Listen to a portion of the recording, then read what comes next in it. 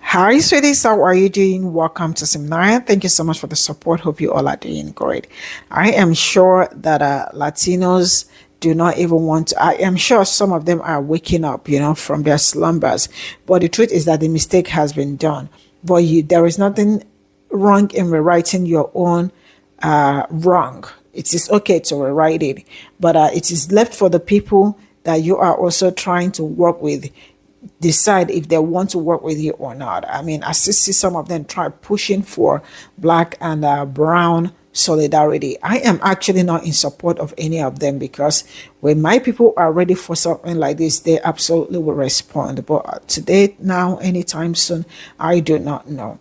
But then one thing I am going to say is that you all do not know your history very well, or maybe that you knew, but you still choose to be with your oppressor.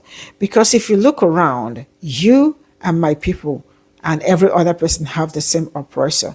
The fact that you feel like there is no need for you to align with black people, probably because, their skin tone is not close to your own, because you people are very good at wanting something brighter, something lighter, something white, right? So you would rather stick with your oppressor than sticking with people that understand your oppressor, so that you guys can work together for a common goal or for a common purpose.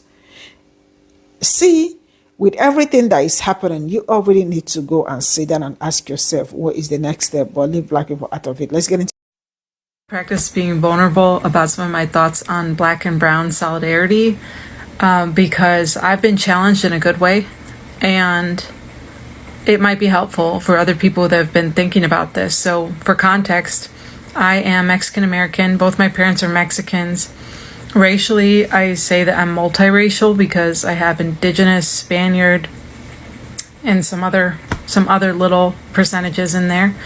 And I feel like at times I am white passing, and other times I'm racialized to be more brown or other. So basically, I have been feeling like my initial activist hope and idealism is now is the time for black and brown solidarity to form in a stronger way than it ever has, especially because we could have the unified goal of fascism along with stopping what's happening with the concentration camps being set up, and just all the ways that people are being oppressed. And when I talked to a couple of my friends about it, I appreciate their honesty, because one of my friends, who's a black woman, told me, she was so gracious about it. She started telling me stories, and she was like, Jenny, let me tell you something. Let me tell you a story. And there were stories about racism, anti-blackness, ways that she's felt not welcomed as a black woman among Latinos for years in a lot of various ways. And I've heard this from many other black people that I know, black people on here, just the discrimination, the anti-blackness, the racism that's pervasive in the US, but then across Latin America. And another person I recently talked to, he said, when I told him, I was like, I'm feeling unsafe. I feel scared to kind of go outside, and I'm trying to fight that fear. And he was like, now you know exactly what it's like to be a black man in America. And I was like, my initial feeling was trigger. But then I sat with it, and I was like, okay, I get what he was trying to say. I get what I've been knowing but maybe missing more, although I feel like I have leaned into the fight for black rights and black safety, and especially when it comes to the police force, there are ways that I have taken my privilege for granted, and maybe could have leaned in more. So all that to say, I think asking for black and brown solidarity in this moment, although some people may be open to it of all races,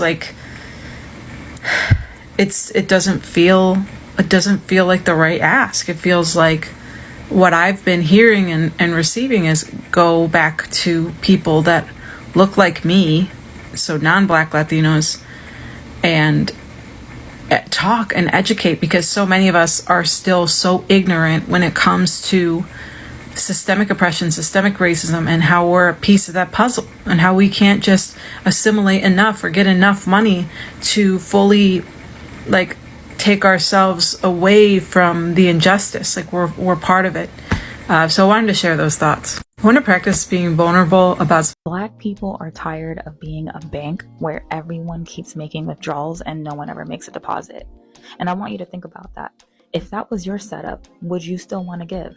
Especially for those of us in the Hispanic community, because it's about patterns that we've inherited and the harm that we've ignored. Me, myself, I'm Puerto Rican.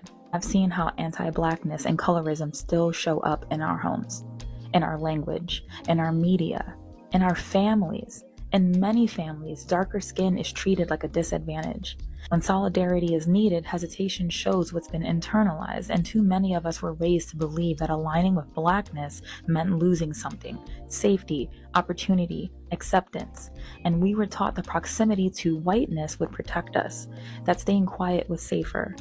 So if we don't unlearn that, we end up repeating the same harm we say we stand against. Wow, she told the 100% truth, and she's Puerto Rican. So disengagement is not okay. What's happening to immigrant communities right now is devastating. I'm not taking away from that, and it does deserve compassion and support. But a good portion of that fear didn't come from distant forces, and it came from within our own communities. I've spoken out because I've watched people I know support systems that were never created for us to begin with.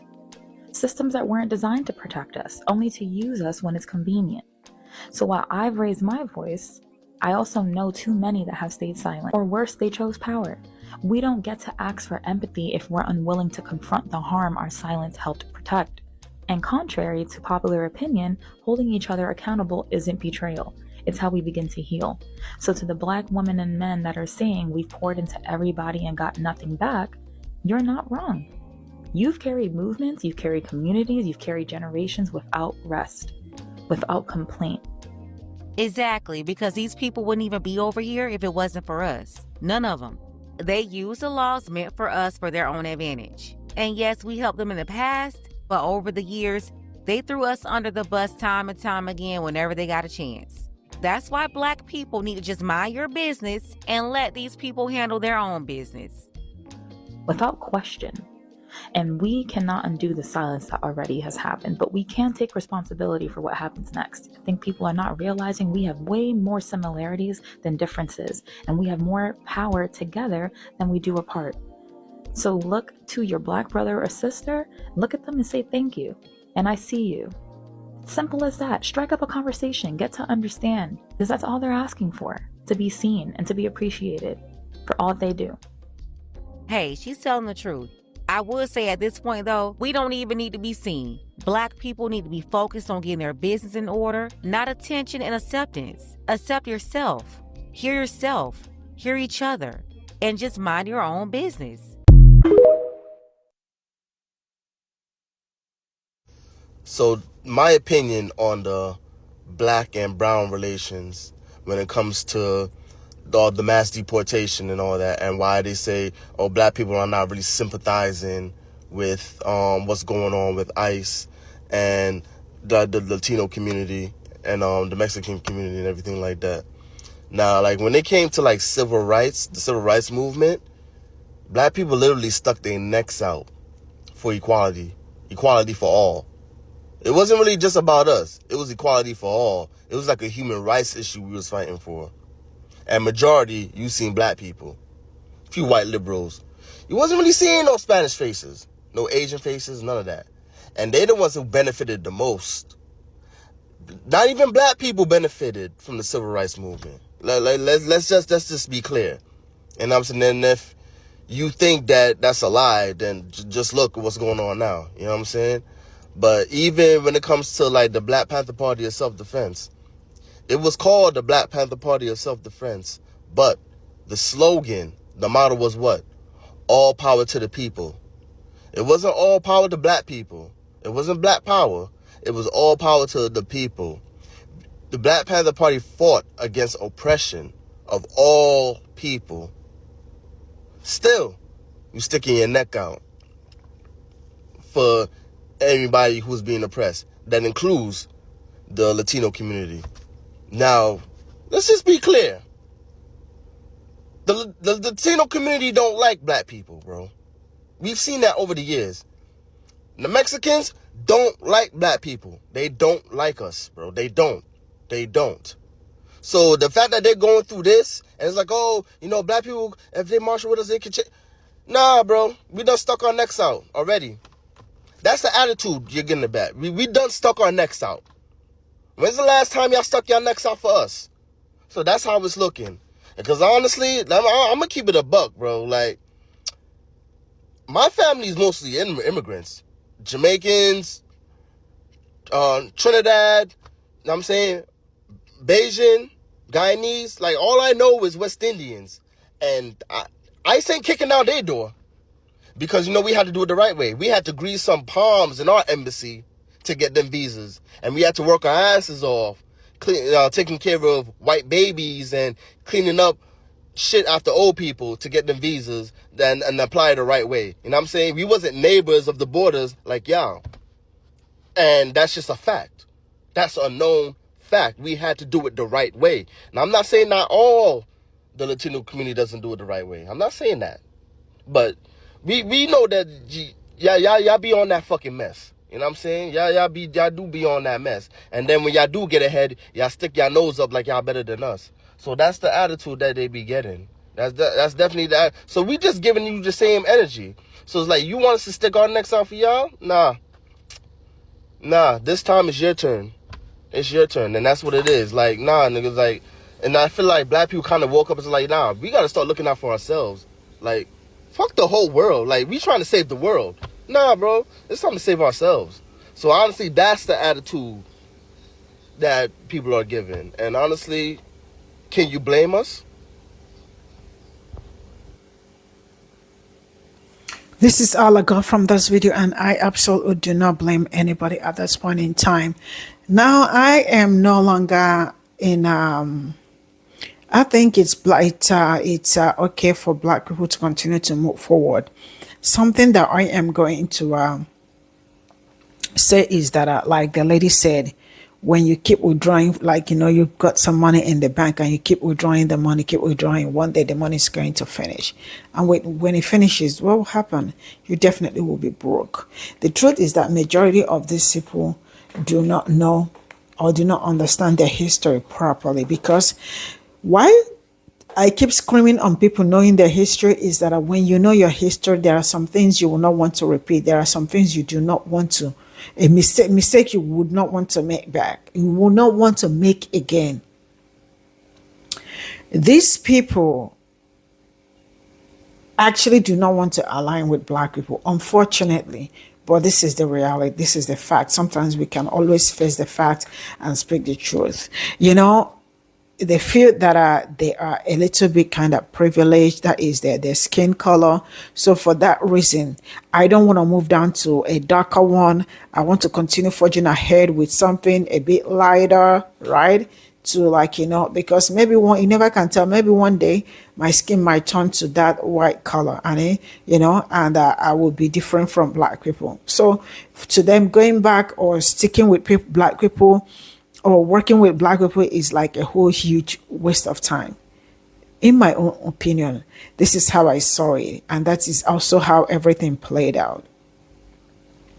I love the fact that some of them are learning, because there is nothing as learning. I mean, it's so good to progress as a human being, learning your history, learning to understand the things that, like, you're wrong and trying to rewrite it, because it is stupid making a mistake and sitting on that mistake. You have to look for a way to, to correct the mistake.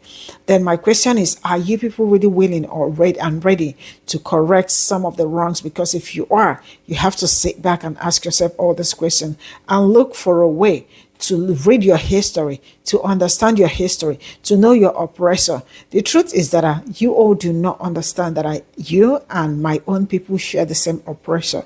And the same thing with even like Africans, because they are also being oppressed by the same people. So how do you want me to leave people that already understand or that know how these people act and then want to stick with them in order to make your own life horrible? Because at this point in time, you trying to align yourself with them cost you literally everything.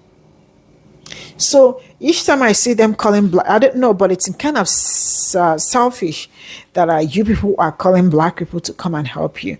I wouldn't if I would not have called you people, not even for a day or a minute. Why? Because I messed up. It is me that messed up, and everything was intentional, not like it was on purpose. It was on purpose, right? You all played this game. And the fact that black people from the onset were very busy trying to make you people understand. I mean, I don't know. Trying to make you people understand that these are the problems that you will face if this happens. You all did not listen. I don't know. This story is in kind of sometimes it get me worked up and all that, because I don't know how somebody will be that silly. The same people, I don't know. Majority of you remember that in 2022, Ron DeSantis, you all remember what he did to them in Florida. He did very horrible. I don't know how they forget so easily. I am not Latino or Hispanic or anything, but I still remember vividly what happened. How he messed so many of them and never returned back. The farm and everything, everybody ran away at that point. You all did not remember all this, and you think the other man was going to save you. I hope you are being saved. Bye for now.